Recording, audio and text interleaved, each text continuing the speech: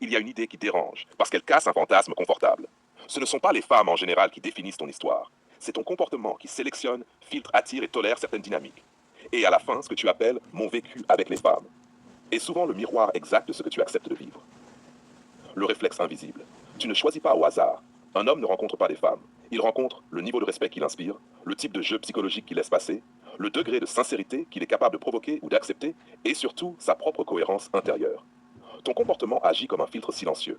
Calme, tu attires du calme. Flou, tu attires du flou. Besoin affectif, tu attires du contrôle émotionnel. Excès de validation, tu attires des dynamiques instables. Ce n'est pas mystique, c'est mécanique. 2. Le point qui pique. Voir une femme nue ne suffit pas. Cette phrase est importante parce qu'elle dit quelque chose de profond. La stimulation visuelle ne crée pas la qualité d'une relation.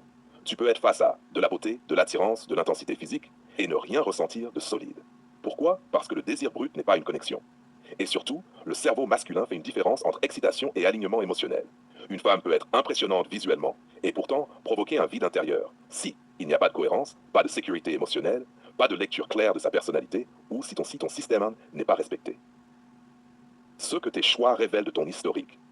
Regarde froidement ton passé affectif. Tu peux souvent reconstruire une logique simple.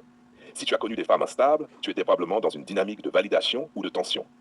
Si tu as connu des femmes froides, tu étais peut-être dans une quête de défi ou de reconnaissance. Si tu as connu des femmes très dominantes, tu as peut-être laissé peu de place à tes propres limites.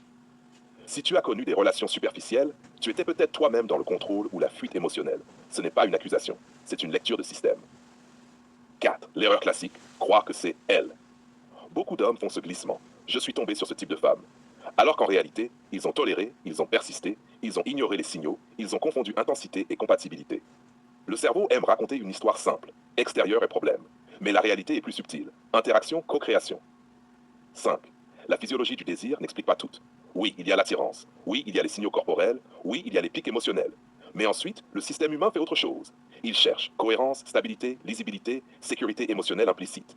Et c'est là que beaucoup de relations échouent. Pas sur l'attirance, mais sur la lecture du réel. 6. Le point central, ton niveau d'exigence invisible.